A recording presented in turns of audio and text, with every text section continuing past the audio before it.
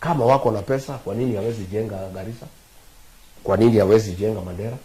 Kwa nini hawezi jenga Wajir? Kwa nini hawezi jenga Isiolo? Kwa nini kila kitu inajengwa hapa Nairobi? Kwa nini hata hii pesa kama mnaiba, kama lazima muibe, simpeleke nyumbani? If you have to steal, it's okay. Si muibe, alafu kuliko kujenga Eastleigh, kuliko kujenga South Sea, kuliko kujenga Lavington, mwende mjenge Garissa.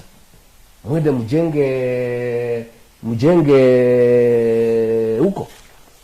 huko mkija hapa Nairobi kutembea, Monarch Hotel ni hiyo watu waheshimiwa. Amara Gardens waheshimiwa. Ukienda Dubai waheshimiwa. Ukienda, nilikuwa Cape Town, nilikuwa deputy president, naoneshwa flats ya waheshimiwa kutoka Northern Kenya. Nilikuwa Dubai na ndio hii estate yote ni waheshimiwa kutoka Northern Kenya. Sasa hapa Karen wamenunua kila kitu, wanajenga hapa.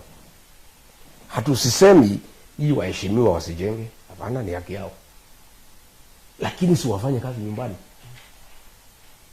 Why are you building malls